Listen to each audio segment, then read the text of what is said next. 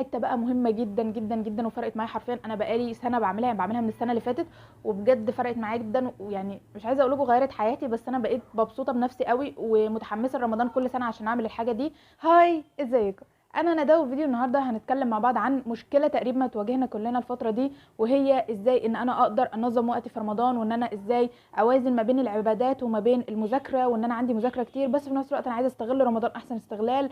فيعني حته ان انا عايز ما اخليش حد يجي على التاني دي عامله مشكله شويه عند معظمنا. فان شاء الله فيديو النهارده هيكون يعني شويه نصايح بسيطه كده تساعدكم، وان شاء الله يعني نحاول نبسط المواضيع على بعض ان شاء الله، بحيث ان احنا نطلع من رمضان مستفيدين اكتر استفاده اللي هو دينيا، وفي نفس الوقت احنا هنطلع من رمضان على امتحانات على طول، فعايزين برضو ان احنا نكون مهتمين بمذاكرتنا. فبس كده من غير ما اطول عليكم، يلا بينا نبدا. اول حاجه ان احنا نبقى حاطين في دماغنا ان رمضان فرصه ما تتعوضش حرفيا، ان احنا لازم نغتنمها ونستغلها احسن استغلال. فالناس اصلا اللي مش في دماغها او اللي حاسه ان هو فكره ان انا عندي مذاكره فالمذاكره اهم، او ان انا لا ههتم بالمذاكره ومش ههتم برمضان او مش ههتم بالعبادات لان انا عندي مذاكره، فده مش مبرر حرفيا، وانتوا بتضيعوا على نفسكم فرصه يعني كويسه جدا ان انتوا تقدروا ان انتوا يعني لو عندكم اي ذنوب ان شاء الله ربنا نطلع من رمضان ان شاء الله كلنا ذنوبنا مغفوره. لو عندنا اي حاجه بنتمناها ان شاء الله ان شاء الله يكون اصلا يعني رمضان سبب ان احنا نحققها ان شاء الله. فرمضان فرصه اصلا ان احنا مثلا لو كنا قبل رمضان مثلا مش ملتزمين، مثلا عندنا اي حاجات، يعني مثلا ما كناش ملتزمين في الصلاه، مثلا بعيد شويه عن القران حاجات كده، لا نقدر ان احنا نرجع نقرب تاني من ربنا ونستغلها، لانها كنا بنبني عاده عندنا انه خلاص احنا بقى عندنا عاده ان احنا مثلا بنصلي الحاجات في مواعيدها، احنا هنفضل شهر كامل نعمل الحاجه دي، وان شاء الله بعد رمضان كمان هنفضل مستمرين على حاجه زي كده. فبالعكس احنا ممكن نبص لها بنظره تانية خالص تخلينا اللي هو ان شاء الله حتى اجي على المذاكره بس ما اجيش على رمضان. بس ان شاء الله في الفيديو ده هنعرف ازاي نخلي الاتنين ما يجوش على بعض يعني. فعشان نعرف نوازن ما بين اي حاجتين في الدنيا، اهم حاجه التنظيم، ان احنا نكون منظمين، هنعمل كذا الساعه كذا وهنظبط كذا وهنعمل كذا وهنعمل كذا. لكن ان انت تمشي الدنيا بالبركه كده يبقى استحاله تعرف تنظم، وهتلاقي فعلا ان كل حاجه جايه على التانية والدنيا يعني معكوكه خالص. فدلوقتي بقى لازم ان احنا ننظم زي ما قلنا وقتنا. فاول حاجه ان احنا نحدد وقت اصلا المذاكره، لان المذاكره زي ما قلنا هي حاجه مهمه بس مش عايزينها تيجي على رمضان، فلازم نحدد لها هي وقت معين عشان نخلص منها، وباقي الوقت بقى نستغله في رمضان، وهقول لكم نستغله ازاي برضو دلوقتي. بس اهم حاجه ان احنا نخلي وقت معين للمذاكره، وزي ما قلنا في الفيديو بتاع المذاكره في رمضان تقدروا ان انتوا تشوفوه، عشان مش هتعمق في حته المذاكره قوي لان انا اتكلمت عنها كتير في الفيديو بتاع المذاكره. فهم وقتين نقدر ان احنا نذاكر فيهم، بعد التراويح او بعد الفجر، وحاجات تانية كتير بقى انا قلتها في الفيديو، فلو عايزين بالتفصيل تقدروا انتوا تشوفوا الفيديو، هو مش طويل وان شاء الله هيفيدكم. تعالوا دلوقتي بقى نتكلم عن ازاي ان احنا نستغل رمضان في العبادات وكده، يعني حاجات بسيطه جدا بس بجد هتفرق معانا، وهنحس لا فعلا ان احنا حاسين باجواء رمضان. ده اولا حاسين ان احنا بنعمل عبادات في رمضان، حاسين ان احنا بنتطور اكتر من ناحيه القرب من ربنا وكده يعني. اول حاجه هي طبعا اهم حاجه وهي قراءه القران. فحتى زي ما قلنا حتى لو احنا كنا بعاد عن القران شويه قبل رمضان مثلا ما كناش بنقرا كتير هكذا، مثلا انتوا حتى كنتوا حافظين قران بس مش متراجعوا، تقدروا ان انتوا تستغلوه في حاجه زي كده اصلا. فاهم حاجه ان احنا نواظب على قراءه قران بمنهج معين او بطريقه معينه. يعني انا مثلا هقرا 4 صفحات بعد كل صلاه، الطريقه دي تقدروا ان انتوا بيها على اخر الشهر ان شاء الله تكونوا ختمتوا القران مره واحده.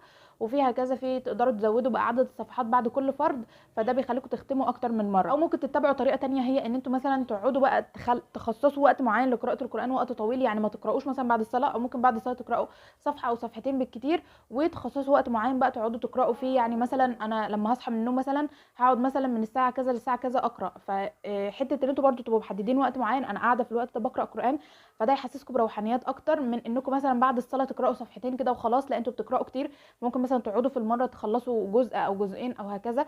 بجد هتحسوا احساس حلو قوي، هتحسوا ان انتوا لا فعلا بتعملوا حاجه، وان انتوا يعني هتحسوا بروحانيات رمضان كده، وان احنا في رمضان بجد ان العيله كلها قاعده ماسكين مصاحف وبنقرا، فدي حاجه جميله جدا. فممكن كمان انتوا تعملوا الموضوع ده مع ناس تانية من العيله او من صحابكم او كده، ده هيشجعكم اكتر وهتحسوا بجد بروحانيات رمضان اكتر.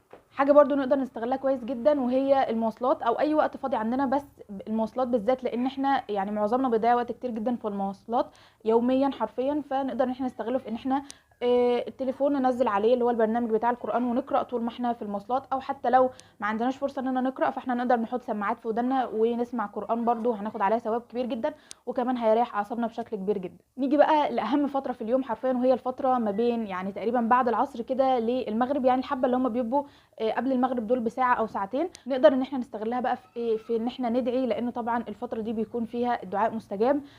نقول برضو اذكار المساء، لانه احنا بنكون داخلين على بالليل، فده بيكون ميعاد قرايه اذكار المساء. نقدر ان احنا برضو نستغلها في قرايه القران، يعني ممكن ما يكون الوقت اللي احنا محددينه لقرايه القران هو الوقت ده، فده هيكون احسن وقت ان احنا نقرا فيه. حته بقى مهمه جدا جدا جدا وفرقت معايا حرفيا، انا بقالي سنه بعملها، يعني بعملها من السنه اللي فاتت، وبجد فرقت معايا جدا، ويعني مش عايزه اقول لكم غيرت حياتي، بس انا بقيت مبسوطه بنفسي قوي ومتحمسه لرمضان كل سنه عشان اعمل الحاجه دي، وهي صلاه التراويح.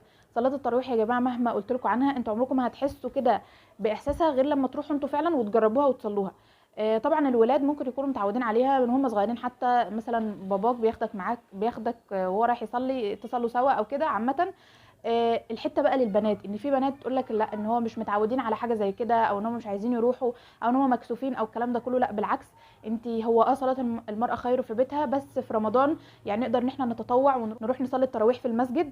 لان بالعكس هتحسوا احساس جميل جدا لما يكون، يعني هتلاقوا بقى ناس كتير انتوا تعرفوهم اصلا رايحين يصلوا، ممكن تتفق انت واصحابك وتروحوا تصلوا، انت واخواتك، انت وقرايبك، اي حد، ان شاء الله تروحي لوحدك والله العظيم هتروحي وتلاقي هناك ناس كتير تعرفيهم اصلا، وتصلوا سوا، تصلوا التراويح. بعد التراويح هتلاقوا بقى يعني اجواء رمضانيه مش طبيعيه بقى، الناس اللي الاطفال اللي بتلعب في الشارع، الناس اللي بتبيع حاجات، حاجات كتير جدا بجد. يعني انا زي ما بقول لكم لسه بادئه اعمل الموضوع ده السنه اللي فاتت، وحرفيا فرق معايا جدا، وان شاء الله ان شاء الله استمر عليه يعني الى ما لا نهايه. بالنسبه بقى لحته الدروس، لان انا ما اتكلمتش عنها في النص خالص، ان هو لو احنا عندنا دروس بقى في اي مواعيد او كده، ازاي ان احنا ننظم برده مواعيد الدروس مع مواعيد الحاجات اللي احنا بنعملها. نحاول ان احنا برده في اليوم ما يكونش عندنا عدد دروس كتير، يعني مثلا لو المدرس اللي احنا بنروح عنده كذا مجموعه، نحاول ان احنا نظبط مواعيدنا على حسب انه ما يكونش عندي في اليوم عدد دروس كتير، عشان ما ارهقش اصلا وانا صايم، وعشان كمان استغل وقت في العبادات اكتر، ويكون عندي وقت ان انا لرمضان وربنا ولنفسي، مش ان انا طول الوقت في دروس وبرجع افطر واقعد اذاكر وانام، وهكذا اليوم بيمشي كأن احنا مش في رمضان يا جماعه. وحته صلاه التراويح برضو، لان في ناس كتير بقى عندها دروس بالليل، يعني في مدرسين بيغيروا مواعيد الدروس بيخلوها بالليل عشان مش عايزين يدوا الصبح او حاجات كتير، فالمواعيد الدروس بتيجي على مواعيد الصلاه. سواء اي فرد عامه، بس انا هتكلم في حته صلاه التراويح، ان احنا طالما ما قدرناش ان احنا نلحقها في الجامع، نقدر ان احنا نصليها في البيت عادي جدا برضو مع اهلنا، او حتى نصليها لوحدنا. بس لازم ان احنا ما نضيعش صلاه التراويح حرفيا خالص، لان هي ليها ثواب كبير جدا، وكمان في العشر الاواخر من رمضان. يعني في ناس بتصليها في العشر الاواخر بس، لا بالعكس احنا نتعود عليها طول الشهر، عشان ان شاء الله في العشر الاواخر لما نصليها، ومن ضمن الليالي اللي احنا نصلي فيها تكون ليله القدر، وان شاء الله ربنا يستجاب لدعانا كلنا يا رب. هنتكلم دلوقتي برضو في نقطه مهمه جدا، وهي حته الموبايل والمسلسلات والكلام ده كله. انا مش هكدب عليكم واقول لكم ان احنا بقى مش هنسمع مسلسلات او كده، يعني عادي ممكن ان احنا مثلا بعد الفطار مثلا المسلسلات اللي بتيجي ساعه الفطار او حاجه زي كده، او مسلسل مثلا في ساعه معينه احنا عارفين ميعاد المسلسل، فنقدر ان احنا نشوفه في الميعاد الفلاني وخلاص. وحتى كمان نقدر ان احنا الاحسن بكتير ان احنا نشوفه على منصه او على التليفون عامه، لان المسلسل لما بيجي مثلا هو ميعاده نص ساعه، خلاص حرفيا انتوا شفتوا نص ساعه، لكن المسلسل على التلفزيون هو بيجي الحاجه ما فيش و20 سنه اعلانات بقى. فعلى الاقل لو هنشوف مسلسلات، احنا يبقى مسلسل واحد او مسلسلين بالكتير، وتكون حاجات ما بتاخدش من وقت العبادات بتاعنا، يعني ده يكون في الاوقات بعد ما نخلص العبادات، مش انها تيجي على اوقات مذاكرتنا او اوقات العبادات.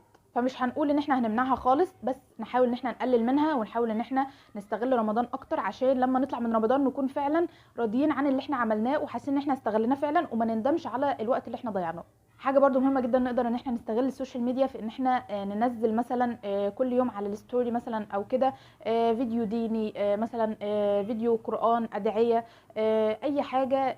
دي حاجات هناخد عليها حسنات يعني كتير جدا، بدل ما نقعد ننزل حاجات تانية ملهاش لازمة، او ان احنا ما ننزلش خالص. لا بالعكس، نستغلها احسن ان احنا ننزل حاجات يعني ناخد عليها حسنات، والناس التانية تاخد حسنات، فاحنا بنفيد وبنستفيد يعني. وبس كده، وده كان فيديو النهارده، يا رب يكون عجبكم. لو عجبكم ما تنسوش تعملوا لايك وسبسكرايب وفعلوا الجرس عشان يوصلكم كل جديد.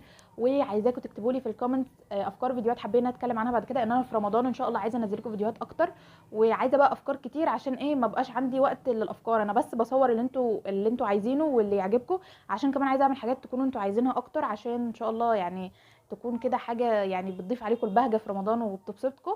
وبس كده، مع السلامه، اشوفكم في فيديوهات جايه.